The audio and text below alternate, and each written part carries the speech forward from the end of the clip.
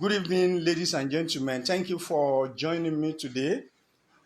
Today is day 4 of the class Reading Aloud, a book with me, and we are going to practicalize this reading today. You will see a pairwise reading, and they are going to undergo some of those protocols that we started learning in the last 4 days. Pairwise reading, the use of vocabulary, instructions, and all that. Please join us and take notes of the issues. Then I will come back after the reading to explain more about the process. So thank you. Please come along with us. Bintu, Sina, and Linda were very close friends. They were all in primary 4, and at the same time, they were what's the word? Neighbors. They lived next to each other in Blue House Estate in Calabar. These three girls were very lively. They all had a great love for books and education. There was always a strong sense of what's this? Competition among them. Whenever one of their parents bought a new book or toy for her child, the other girls would run to their parents to ask for the same book or toy too. Bintu and Tina were closer to each other because they attended the same school, Optimist Kiddies School, while Linda's school was Skyline Hospice International School. One Saturday, outside Bintu's house, the mother of the three girls watched as they played with a flute. The flute belonged to Bintu. Let me play with your flute, please. Linda, what's the word here? Requested. It's okay. I will permit you to play with my flute for just 5 minutes. And after that, I will take it back, Bintu said, and gave her flute to Linda. Thank you so much, Bintu, for giving me your flute. Linda was very good at flute. With a flute, she could play the tunes of the national anthem as well as some jingle bell melodies. The first question is, what were the three girls doing outside their home? They were all playing together. And who knew how to play the flute? Linda.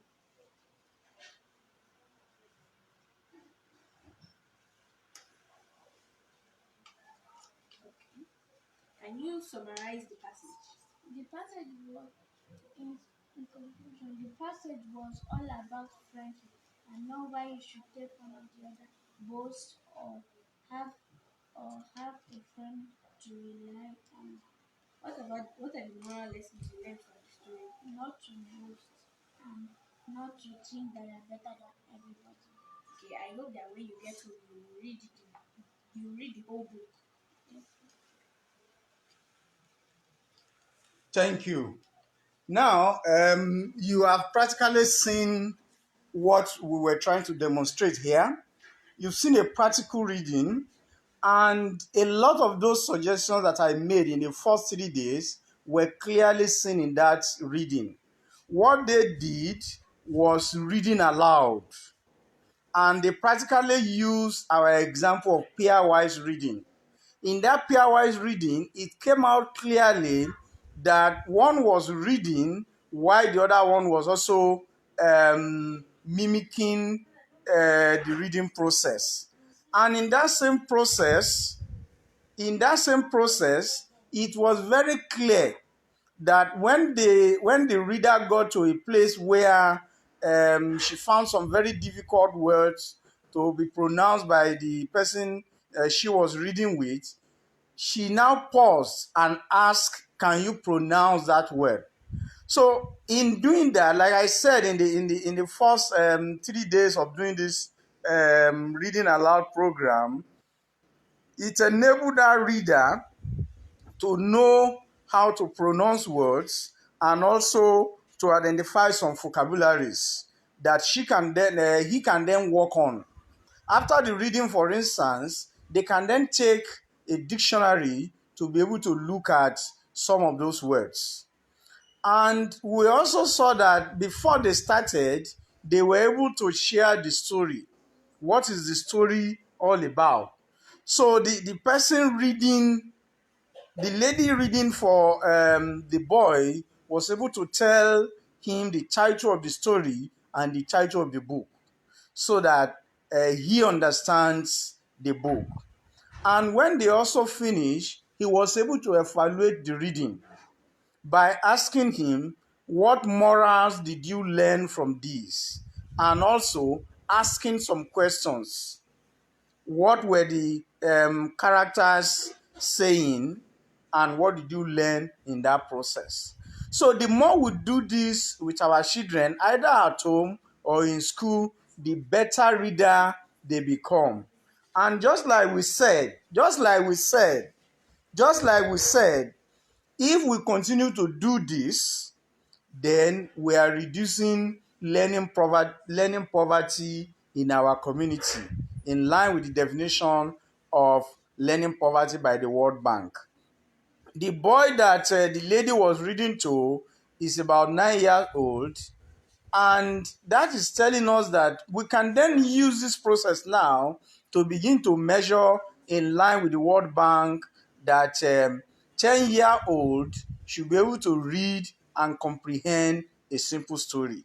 And you saw the simple story that they read. It was a very simple story, and the boy can comprehend.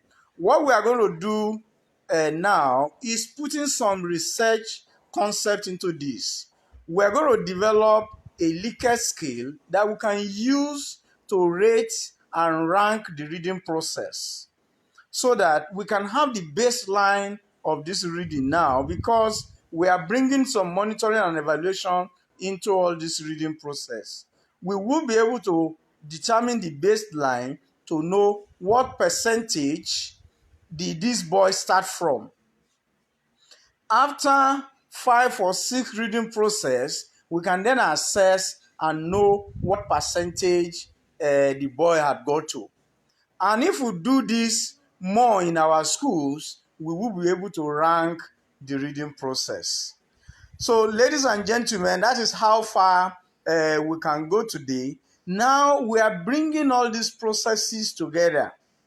Remember literacy theory, which is talking about phonics, phonemics, and some other processes that entails effective reading.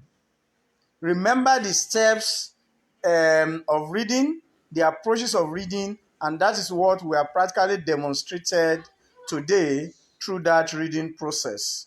I hope you will be able to practice this at home and also give us your feedback. So, ladies and gentlemen, thank you so much for participating today.